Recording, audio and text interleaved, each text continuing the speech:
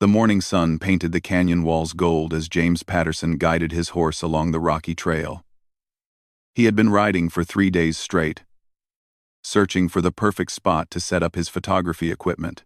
As a documentary photographer from back east, James wanted to capture the untamed beauty of the Arizona Territory for the folks in New York who had never seen such wild landscapes.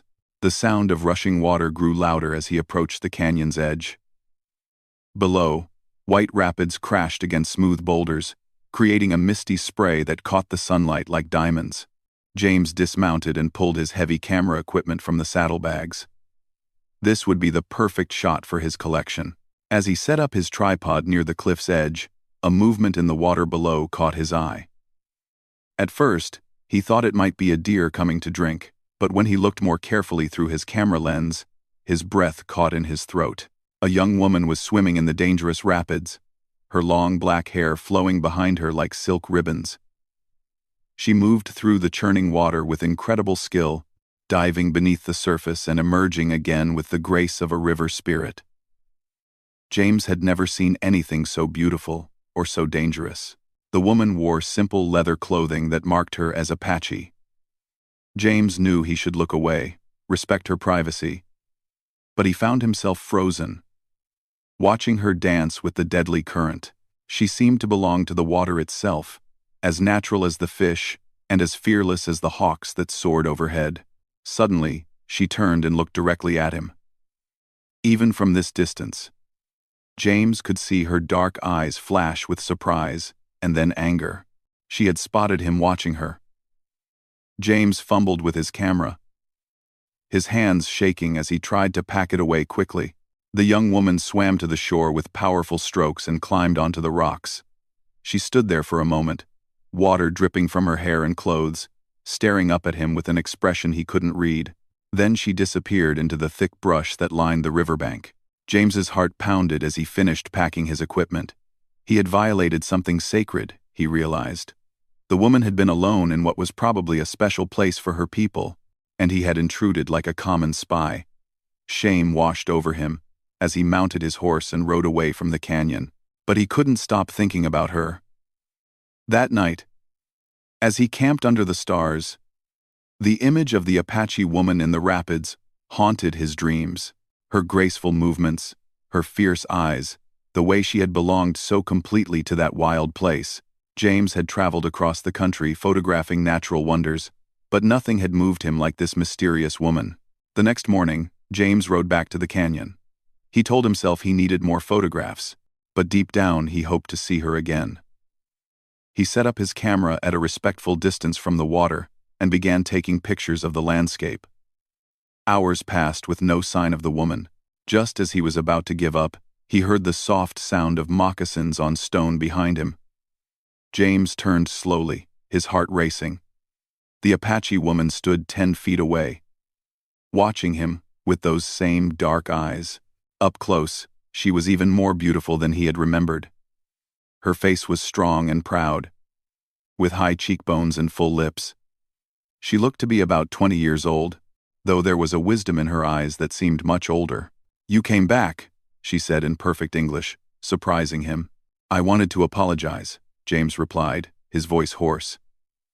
"I didn't mean to spy on you yesterday. I was just taking photographs, and I saw you in the water. I should have looked away." The woman studied him for a long moment. "You are the picture man. We have heard about you in our village. You capture the spirits of places in your black box." James shook his head quickly. "No, it's not like that. I just record what I see, to show people back east how beautiful this land is." "My name is Ayana," she said. "It means eternal blossom in my language." "What do they call you, picture man?" "James Patterson. I'm from New York." Ayana nodded. "You are very far from home." "James Patterson from New York. What brings you to Apache land?" "Beauty," James said honestly. "I've never seen anything as beautiful as this place, or as you yesterday in the rapids." A small smile played at the corners of Ayana's mouth. "The spirits of the water called to me yesterday. They do not call often, but when they do, I must answer. It is a sacred time for my people." James felt his face burn with shame again. I'm so sorry I interrupted something sacred. I didn't understand. The spirits were not angry, Ayana said, surprising him. If they had been, you would have fallen from that cliff. Instead, they let you see. Perhaps there is a reason. They stood in silence for a moment, the sound of the rapids filling the space between them. James wanted to ask her so many questions, but he didn't want to offend her further. Would you like to see how I make the pictures? James asked finally. I promise it doesn't capture spirits. It's just a machine that records light. Ayana's eyes lit up with curiosity. Show me. James set up his camera and explained how it worked, how the light came through the lens and created an image on the glass plate. Ayana listened intently, asking thoughtful questions that showed her quick intelligence. May I try? She asked. James hesitated. The camera equipment was expensive and delicate, but something in Ayana's eyes made him trust her completely. Of course. He showed her how to look through the viewfinder and adjust the focus. Ayana's hands were steady and sure as she operated the camera. She took her time, studying the landscape through the lens. I see now, she said softly. You are trying to catch the soul of this place and take it with you. Something like that, James agreed. But the soul cannot be caught in a machine, Ayana said, lowering the camera to look at him. It must be felt in here. She placed her hand over her heart. James stared at her, struck by the simple wisdom of her words. You're right. The photographs are just shadows compared to the real thing. Then why do you make them? Because not everyone can come here to see for themselves. Maybe if they see the shadows, they'll want to protect the real thing. Ayana considered this. That is a good reason, but dangerous too. If too many people come, they will destroy what you seek to protect. They spent the rest of the afternoon together. Ayana showed James hidden pools where colorful fish swam, and ancient caves where her ancestors had drawn pictures on the walls. In return, James told her about the great cities back east, with their tall buildings and crowded streets. As the sun began to set, painting the canyon walls deep red and orange, Ayana grew quiet. I must return to my village, she said finally. Will I see you again? James asked, surprised by how much the thought of losing her hurt. Ayana looked at him for a long moment. That depends on many things. James Patterson from New York. My people do not trust outsiders easily, and there are some in my village who would see our meeting today as betrayal. What do you mean? I am promised to another. Dakota, the son of our war chief. The wedding has been arranged since we were children. If he knew I had spent the day with a white man, alone. She shuddered. James felt as if he had been punched in the stomach. You're engaged? Not by my choice, Ayana said quickly, but by the choice of my father and his. It is the way of our people. The marriage will unite two powerful families. And what about what you want? Ayana's eyes flashed. What I want does not matter. I am a woman. I must do my duty to my family and my tribe. But James could see the pain in her eyes, the longing for something more. There has to be another way. There is no other way, Ayana said firmly. The ceremony is in 1 moon's time. After that, I will be Dakota's wife and the mother of his children. I will never see you again. The finality in her voice cut through James like a knife. Ayana, she held up her hand to stop him. Do not say what you are thinking, James Patterson. It can only lead to sorrow for both of us. But as she turned to leave, James saw her wipe away a tear. She felt something for him too, he realized. The connection he had felt was real. Ayana, wait, he called after her. She stopped but didn't turn around. If you don't want to marry him, if you want something different for your life, then maybe we can find a way. Now, she did turn, and her eyes were bright with unshed tears. You do not understand. If I refuse this marriage, I will bring shame on my family. My father will be dishonored. And Dakota, he is not a man who accepts rejection well. He would find a way to punish not just me, but anyone who stood in his way. Are you trying to warn me away? I am trying to protect you, Ayana said softly. And myself.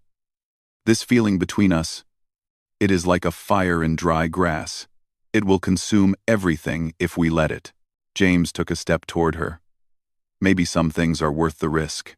Ayanna stared at him, her breathing quickening. For a moment, James thought she might run to him. But then she shook her head firmly. Go back to your New York, James Patterson. Find a proper white woman to marry, and forget you ever saw an Apache girl in the rapids. With that, she turned and disappeared into the brush, leaving James alone with the sound of rushing water and the ache of something he had found and lost in the same day. But James couldn't forget. Over the next several days, he found excuses to return to the canyon. He never saw Ayanna again. But he felt her presence everywhere. He took more photographs, but none of them captured what he really wanted: to preserve the memory of her grace, her intelligence, her fierce spirit. On the 5th day, as James was packing up his equipment, he heard horses approaching. 3 Apache men rode into the clearing, their faces painted for war. The leader was tall and powerfully built, with cruel eyes and a mouth set in a permanent sneer. This had to be Dakota. You are the white man who makes pictures, Dakota said in heavily accented English. I am, James replied, trying to keep his voice steady. You have been seen in our territory many times. What do you seek here? Just photographs of the landscape. I'm documenting the natural beauty of this region. Dakota's eyes narrowed. Nothing else? James met his gaze steadily. Nothing else. Good, Dakota said with a cold smile. Because if I find that you have been seeking anything or anyone else, it will not go well for you. Do you understand? Picture man? The threat was clear. Somehow, Dakota suspected something about James and Ayanna, even though they had only met once. James nodded slowly. I understand perfectly. Then we will not see you in this canyon again, Dakota said. It wasn't a request. As the 3 Apache men rode away, James realized that Ayanna had been right to warn him. The situation was more dangerous than he had understood. Dakota was clearly a violent man who would not hesitate to hurt anyone he saw as a threat to his claim on Ayanna. But instead of frightening James away, the encounter only made him more determined. Ayanna was trapped in a life she didn't want, facing marriage to a man who terrified even hardened warriors. She had spent one afternoon showing him kindness and sharing her wisdom, and now James couldn't bear the thought of her suffering. As he rode back toward the town where he was staying, James began to form a plan. It was dangerous, maybe even foolish. But some things were worth any risk. James spent the next week in the small frontier town of Copper Creek, but his mind was always on Ayanna and the impossible situation she faced. He tried to focus on developing his photographs in the makeshift darkroom he had set up in his hotel room, but every image of the canyon reminded him of her graceful figure moving through the rapids. The townspeople were curious about the Easterner who spent his days making pictures of rocks and trees. At the saloon, James struck up conversations with traders, cowboys, and anyone who might know something about the Apache tribes in the area. That's Chief Running Bear's daughter you're asking about, said an old trader named Murphy over a glass of whiskey. Prettiest girl in the whole territory, they say. But she's spoken for. Going to marry Dakota, Running Bear's nephew. That boy's meaner than a rattlesnake with a toothache. What's he like, this Dakota? James asked, trying to sound casual. Murphy spat into the sawdust on the floor. Killed his first man when he was 16. Been collecting scalps ever since. Apache and white alike. Story goes, he once tortured a cavalry soldier for 3 days just for sport. Running Bear keeps him in line mostly, but when the old chief dies, Dakota'll likely take over the tribe. And God help anyone who crosses him then. James's blood ran cold. The more he learned about Dakota, the more desperate he became to find a way to help Ayanna escape her fate. Course, the girl might not mind, Murphy continued. Apache women are taught to obey from birth. She'll probably be grateful to have such a strong warrior for a husband. What if she wasn't grateful? James asked carefully. What if an Apache woman refused an arranged marriage? Murphy laughed bitterly. Refuse? An Apache woman refuse her father's choice? That don't happen, friend. If it did, she'd bring shame on her whole family. They'd likely cast her out, leave her to die in the desert. No Apache would take her in after that. James left the saloon with a heavy heart. Every avenue seemed to lead to disaster for Ayanna.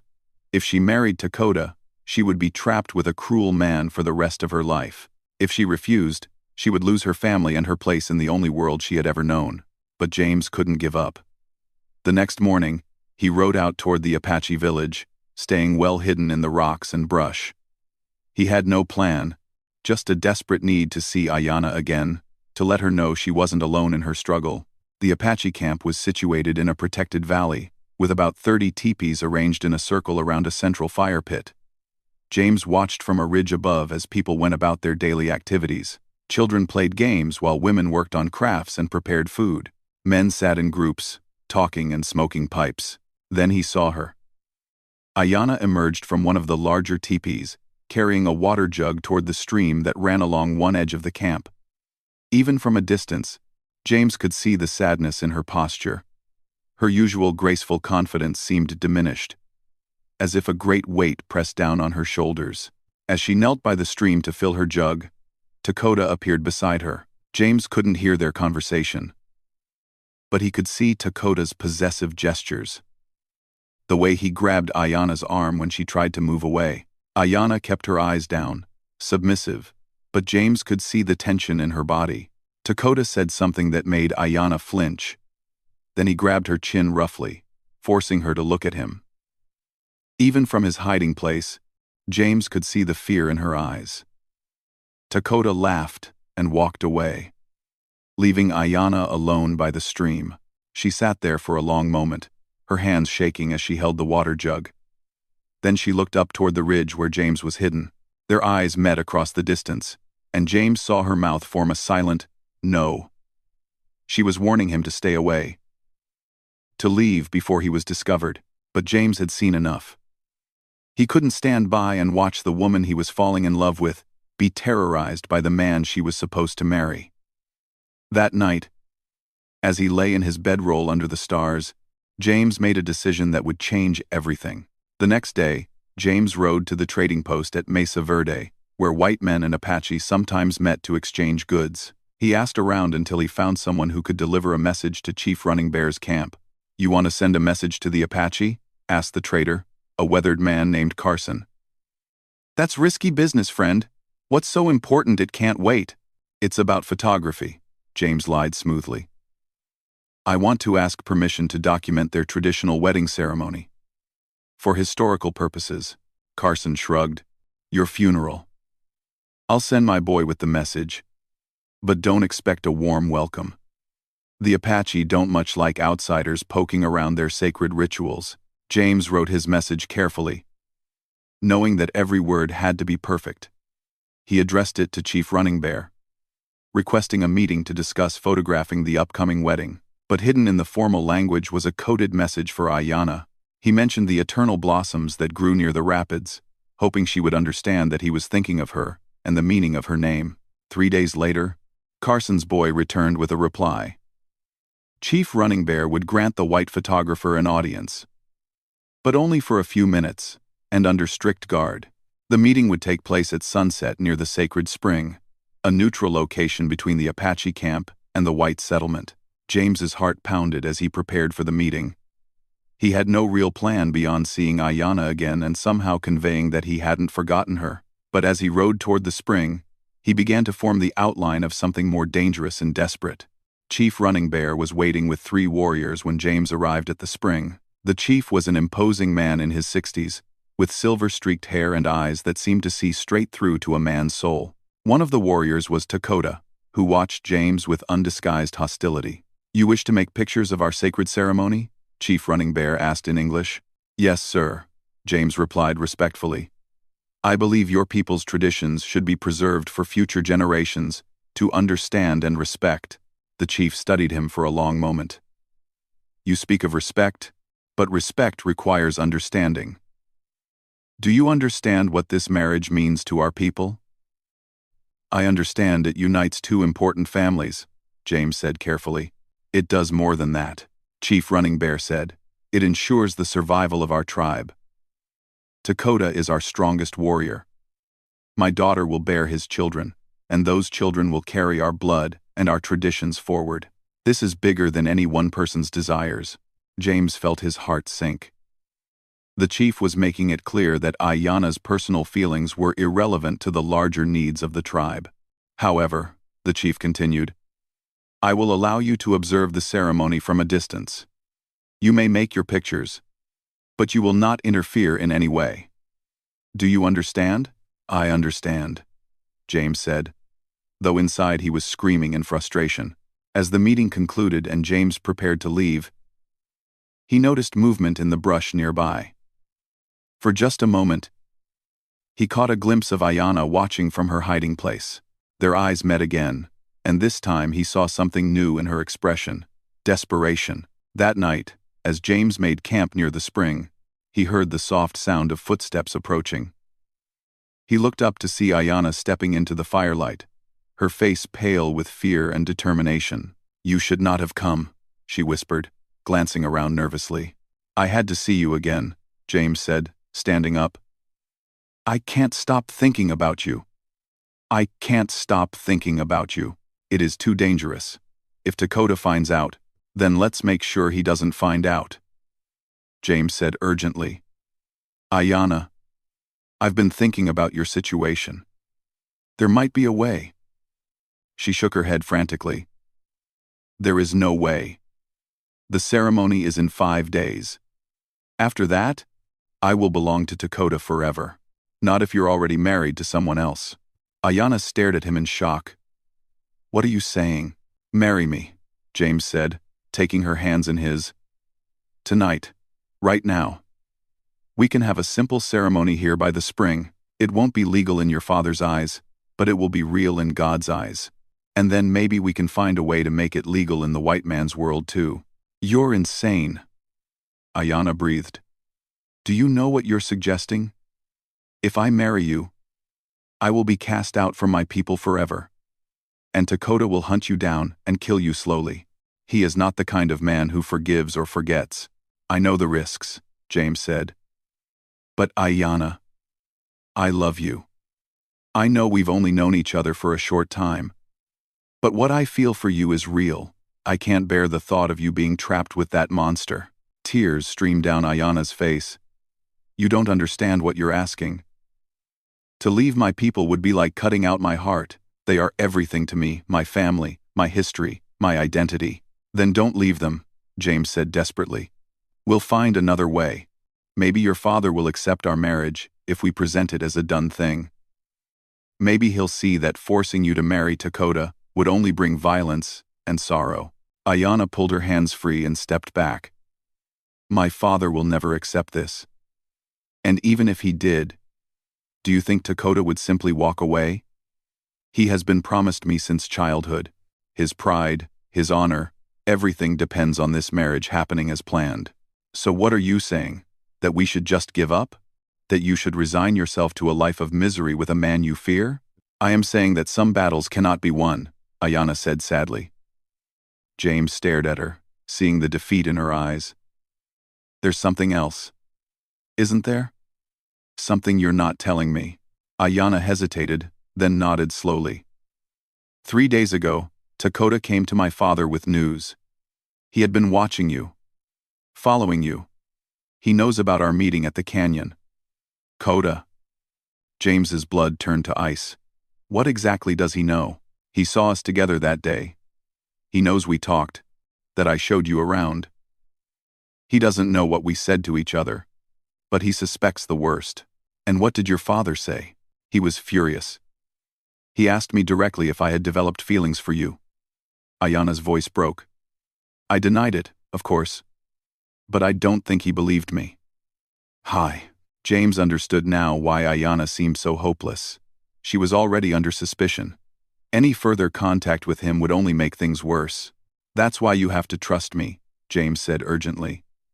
If they already suspect something, then we have nothing left to lose by making it true. Marry me tonight, and we'll face whatever comes together. You don't understand, Ayanna whispered. Dakota didn't just tell my father what he saw. He made a threat. If he discovers any further contact between us, he won't just kill you, he'll kill my younger brother as well, to punish my family for failing to control me." The words hit James like a physical blow. "Your brother? Little Hawk. He's only 14 years old. He hero worships you, actually.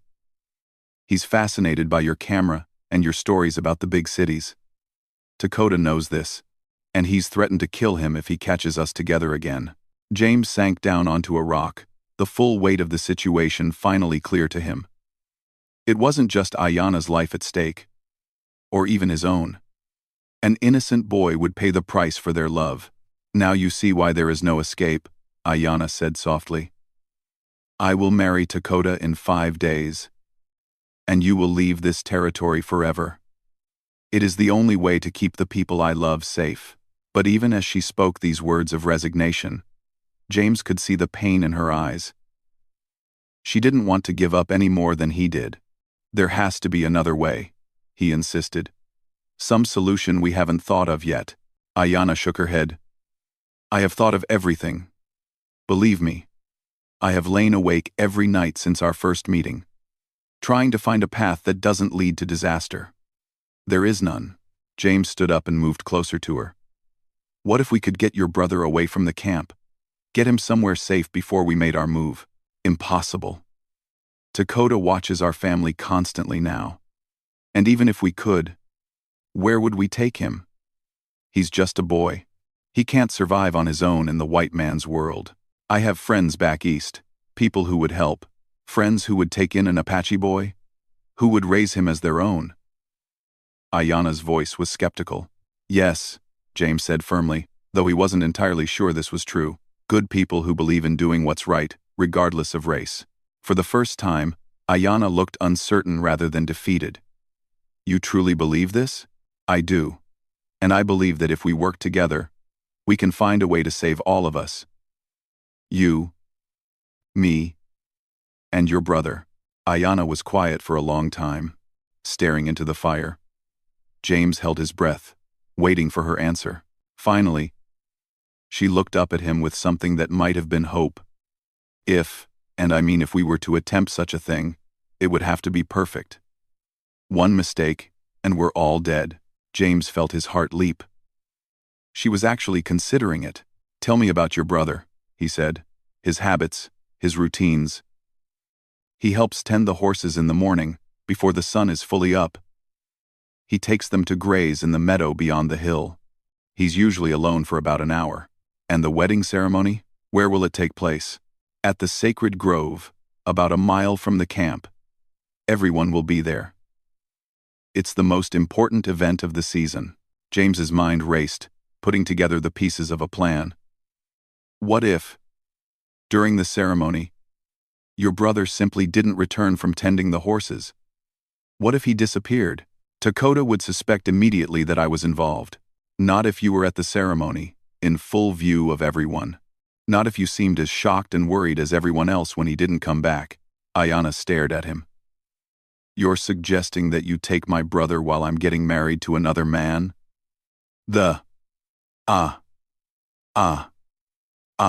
I'm suggesting that we make it look like your brother ran away on his own, maybe because he was upset about your marriage. It happens young people sometimes flee when they're emotional.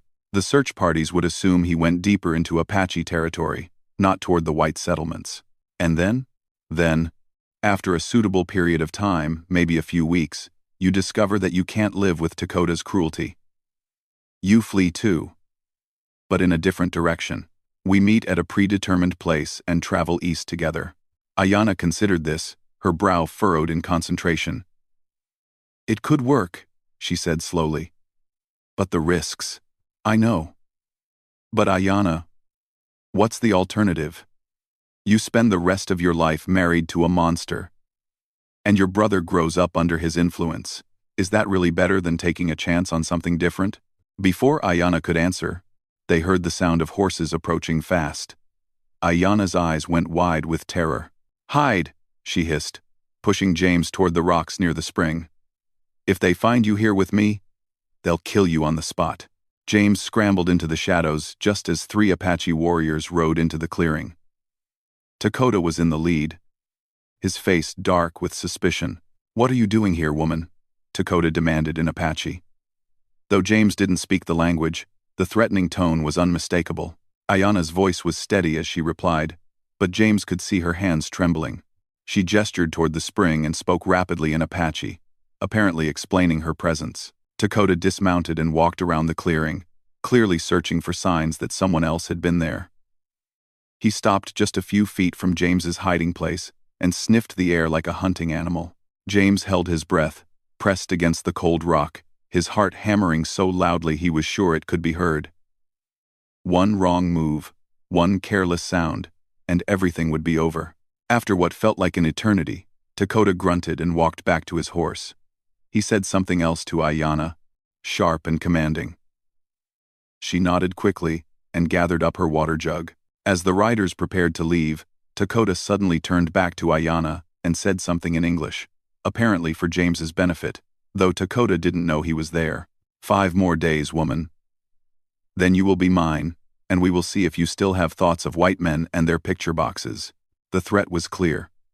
Dakota suspected James was nearby, and he wanted him to know that time was running out.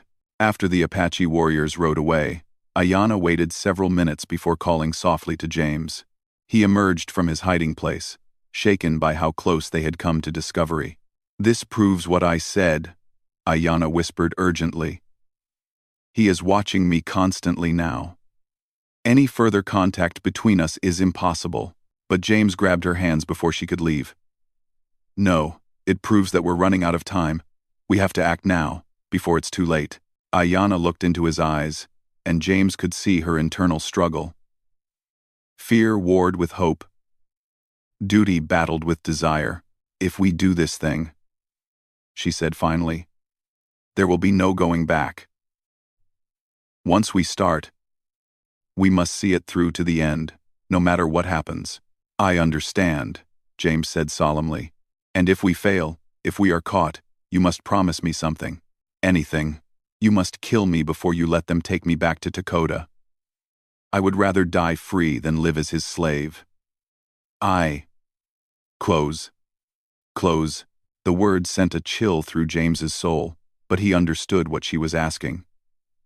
For an Apache woman, the dishonor of capture and return would be worse than death. "I promise," he said quietly. Ayana nodded, and James saw her shoulders straighten with resolve. "Then, we will try. But we must plan carefully, and we must move fast. The ceremony is in 5 days, and after that, all hope will be lost forever." As she slipped away into the darkness, James realized that he had just committed himself to one of the most dangerous gambles of his life. But as he thought of Ayana's courage and the desperate hope he had seen in her eyes, he knew he would rather risk everything than live with the regret of doing nothing. The next 5 days would determine all their futures. The morning of the wedding ceremony dawned clear and bright, with not a cloud in the desert sky. James had spent the previous 4 days making careful preparations, studying the Apache camp's routines, and planning every detail of the dangerous rescue he was about to attempt. He had moved his base camp to a hidden canyon 5 miles from the Apache village. Close enough to reach quickly, but far enough away to avoid detection. His horse was saddled and ready, his supplies packed for a long journey east. Everything depended on perfect timing and a good measure of luck. As the sun crested the mountains, James made his way to the ridge overlooking the meadow where Little Hawk tended the horses each morning. He had observed the boy's routine for 3 days now, and it never varied. Little Hawk would arrive just before sunrise, lead the horses to graze, and then sit under a large cottonwood tree for about an hour before returning to camp. James waited, his heart pounding with anxiety. So much could go wrong. The boy might not come today. He might come with others. He might refuse to listen to James's explanation and run straight back to camp to sound the alarm. But as the sun painted the eastern sky pink and gold, James saw a familiar figure approaching across the meadow. Little Hawk walked with the easy confidence of youth, leading a string of horses toward the grazing area. He looked much like his sister, with the same intelligent dark eyes and graceful movements, though his face still held the roundness of childhood. James waited until Little Hawk had settled the horses and taken his usual place under the cottonwood tree. Then he stepped out from behind the rocks, moving slowly and keeping his hands visible. Little Hawk jumped to his feet, his hand moving instinctively toward the knife at his belt. But when he recognized James, his expression changed from alarm to curiosity. "You are the picture man," Little Hawk said in careful English. "My sister told me about you." "Yes, I'm James Patterson," James replied, relieved that the boy didn't seem afraid. "I need to talk to you about your sister." Little Hawk's eyes narrowed with sudden suspicion. "What about my sister?" "She is to be married today to Dakota." "That's exactly what I need to talk to you about," James said urgently. "Your sister is in terrible danger, and so are you. Dakota has threatened to kill you if he finds out about the friendship between your sister and me." The boy's face went pale. "What friendship? My sister would never. She met me by accident at the rapids a few weeks ago," James explained quickly. "We talked for a few hours, nothing more. But Dakota saw us together. And now he believes the worst. He's told your father that if he catches us together again, he'll kill you to punish your family." Little Hawk stared at James, processing this information. "You're telling me that I'm going to die because my sister talked to a white man?" "Not if we're smart about this," James said. "I have a plan to get you away from here. Somewhere safe where Dakota can never hurt you." "Leave my people?" Little Hawk's voice was shocked. "Leave my family? You ask me to become a wanderer with no tribe? No home?" "I'm asking you to choose life over death," James said bluntly. "Because that's the choice, boy. If you stay, Dakota will eventually find an excuse to kill you. He's that kind of man. But if you come with me, I can take you to people who will care for you, educate you, give you opportunities you could never have here." Little Hawk was quiet for a long moment, his young face troubled. "What about my sister? If I disappear, won't Dakota blame her?" "That's the beauty of the plan," James explained. "Your disappearance will happen during the wedding ceremony, when your sister is in full view of the entire tribe. No one will be able to blame her for what happens. And then she's trapped forever with that monster while I'm safe far away?" Little Hawk's voice was bitter. "That's not much of a plan, white man." James took a deep breath. This was the most dangerous part of the conversation. The part where he had to trust that Little Hawk loved his sister enough to take a huge risk. "Your sister will follow in a few weeks," he said quietly. "Once the initial search for you has died down, she'll find a way to escape too. We'll meet in a safe place and travel east together, all three of us." Little Hawk stared at him in amazement. "She agreed to this insane plan?" "She did, because she loves you enough to risk everything to keep you safe." The boy was quiet for several minutes, clearly struggling with the decision. Finally, he looked up at James, with eyes much older than his 14 years. "If I go with you now, and my sister doesn't escape, I'll never see her again." "That's possible," James admitted. "But if you stay, you'll likely be dead within a year. And your sister will be trapped in a miserable marriage. At least this way, there's hope for both of you." Little Hawk nodded slowly. "What do we do?" James felt a surge of relief. "First, we make it look like you ran away on your own. Take some supplies from your camp, but not too many. Leave a trail heading south, toward the deeper desert, as if you were upset about your sister's marriage and acted impulsively." "I can do that," Little Hawk said. "There's a back way into camp that's not watched during ceremony preparations. I can get what I need and be back here within an hour." "Good. But remember, once you leave that camp, there's no going back." Little Hawk squared his shoulders in a gesture that reminded James powerfully of Ayanna. "I'm sure. My sister saved my life once when I fell through ice as a child. Now, it's my turn to trust her judgment." As Little Hawk hurried back toward the Apache camp, James began the most nerve-wracking wait of his life. Everything depended on the boy's ability to get supplies and return without being noticed. If he was caught, if anyone became suspicious, the entire plan would collapse. An hour later, Little Hawk returned, carrying a small pack and his best bow and arrows. "I left signs pointing south," he reported. "Broken branches, footprints in the mud by the stream. When they search, they'll find the trail." "Perfect," James said. Now we ride hard for 3 hours, then find a place to hide until dark. The ceremony will begin at sunset. And that's when people will notice you're missing.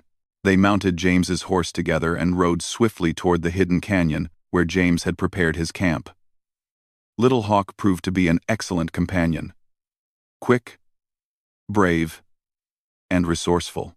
Despite his youth, he understood the gravity of their situation and never complained about the discomfort of riding double or the uncertainty of their future. As they rode, James found himself thinking about Ayanna. Right now, she would be going through the traditional pre-wedding preparations, probably surrounded by the women of her tribe as they helped her dress and prepared her for the ceremony. He could only imagine what she must be feeling.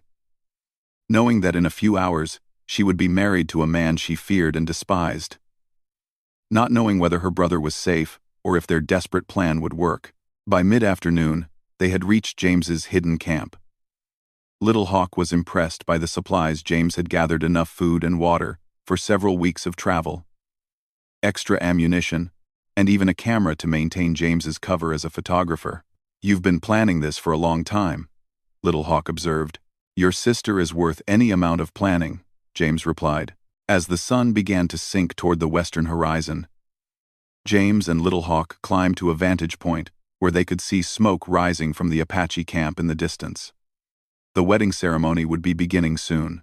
I wish I could see her, Little Hawk said quietly. Just once more, to know she's all right. She's strong, James assured him. Stronger than anyone I've ever met. She'll get through this. As darkness fell, they saw torches being lit in the camp. The ceremony was underway. And somewhere in that distant glow of firelight, Ayanna was being married to Dakota. The thought made James's stomach clench with anger and helplessness. Hours passed.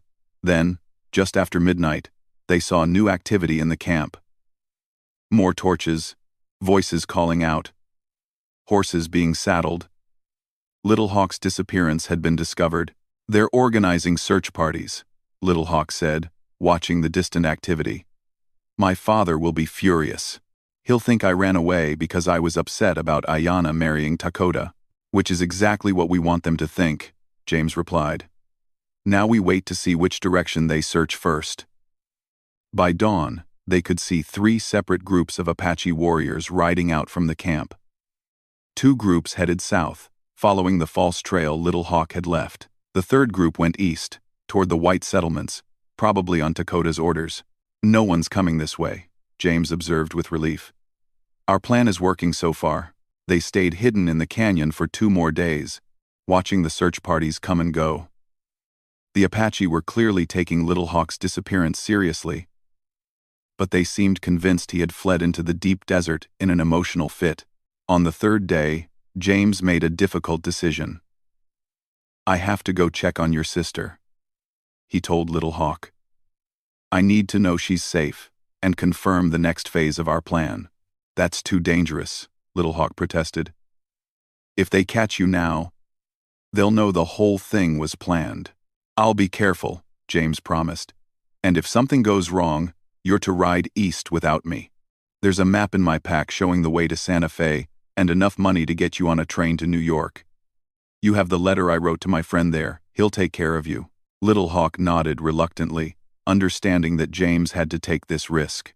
That night, James crept to within a half-mile of the Apache camp.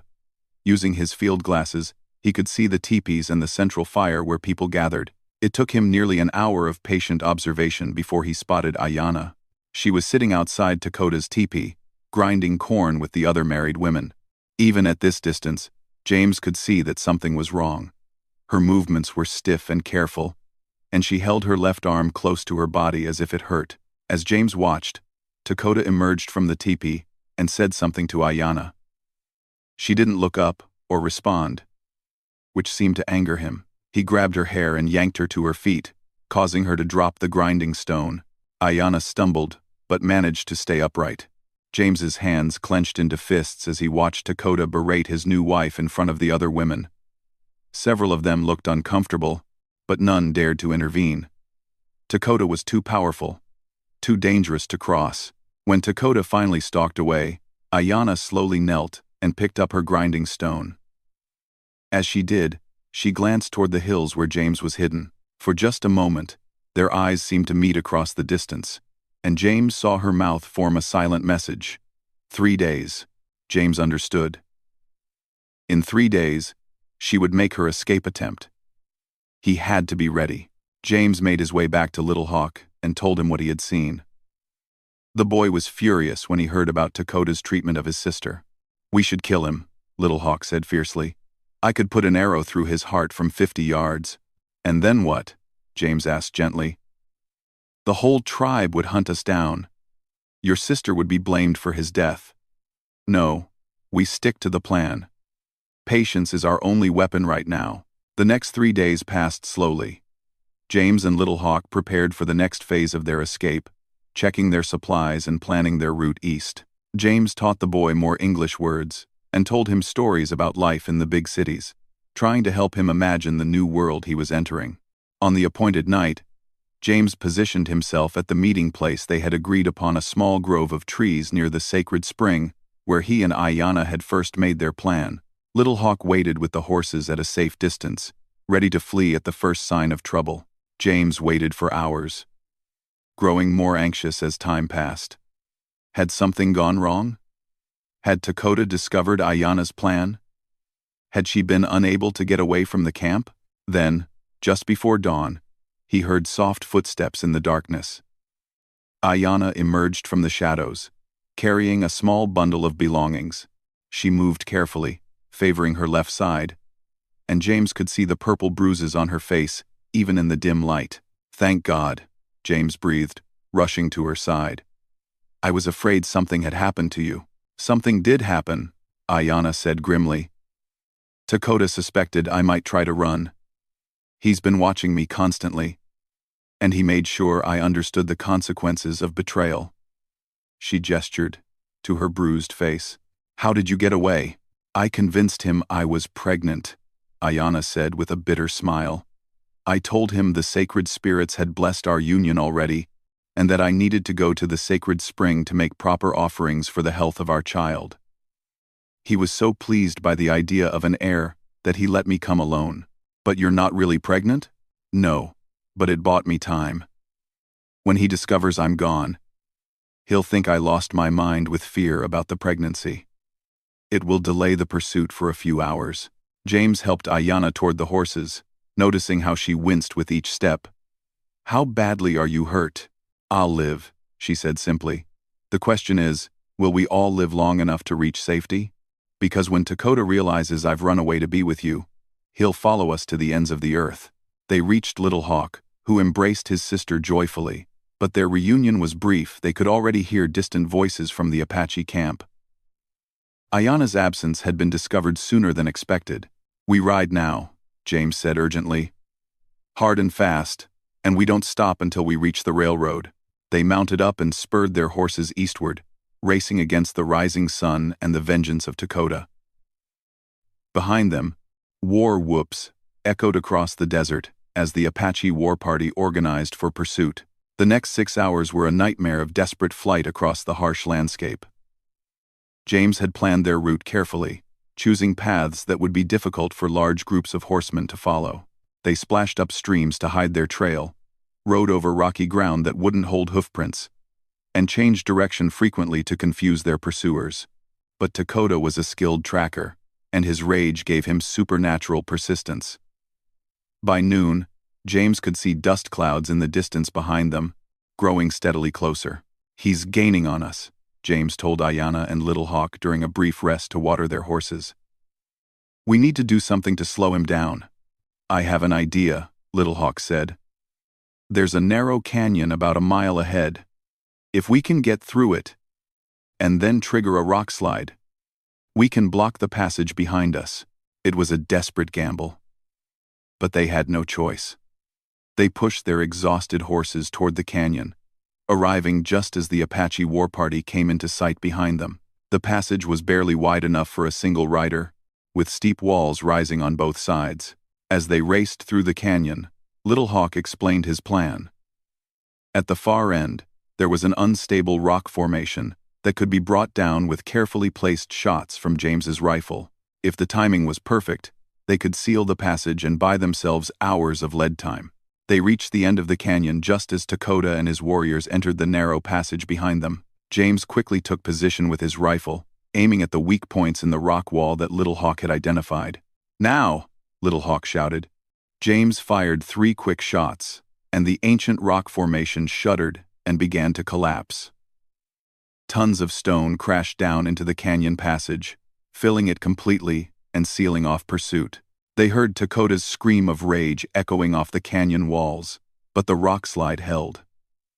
It would take his warriors hours to clear the passage or find another way around. By late afternoon, they reached the railroad town of Prescott.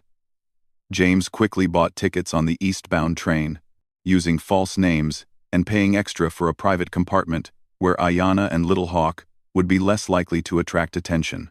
As their train pulled out of the station, Ayanna sat by the window watching the Arizona Territory disappear behind them.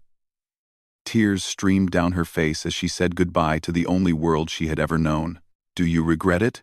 James asked gently, sitting beside her. "I regret the pain it will cause my father," Ayanna said. "I regret that I'll never see our sacred places again, or hear the old stories told around the fire.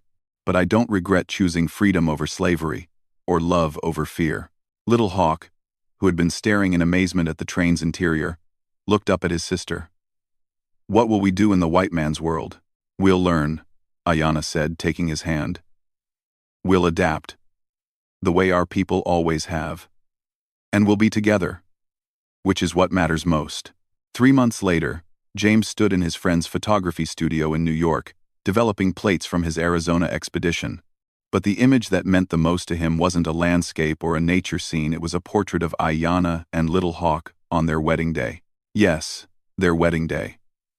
Once they reached civilization, James and Ayanna had been married by a justice of the peace in Denver, with Little Hawk as their witness. It was a simple ceremony. Nothing like the elaborate Apache ritual Ayanna had been raised to expect. But it was real and legal, and based on love, rather than politics. Ayanna had adapted to city life with remarkable speed. Though James knew she sometimes missed the wide-open spaces of her homeland, she was learning to read and write English, and had already begun helping other immigrants navigate the complex world of American society. Little Hawk had enrolled in school and was proving to be a brilliant student, especially in mathematics and science. James's friend had welcomed him as a son, and the boy was thriving in ways that would never have been possible in the Apache camp. As for Dakota and the pursuit, they had heard nothing since leaving Arizona. James sometimes wondered if the Apache warrior was still searching for them, but as time passed, it seemed more likely that he had given up and returned to his tribe to find a new wife. One evening, as James and Ayanna sat on the porch of their new home, she pointed to a photograph of the sacred canyon where they had first met. "Do you ever wish we could go back?" she asked. James considered the question seriously. "Sometimes, I miss the beauty of that place, but I would never trade our life here for what we left behind." "Would you?" Ayanna smiled and took his hand. "Never. We chose love over law, freedom over tradition, hope over fear. Some people spend their whole lives without ever making such a choice, and some people aren't brave enough to make it when the opportunity comes," James added. As they sat together watching the sun set over their new city, James reflected on how much their lives had changed since that day when he spotted a graceful Apache woman dancing in the rapids. What had begun as a chance encounter had become a love story that defied all odds and overcame seemingly impossible obstacles. They had risked everything for each other and won. Not everyone gets such a second chance at happiness, James knew. But for those brave enough to seize it when it comes, love really can conquer all.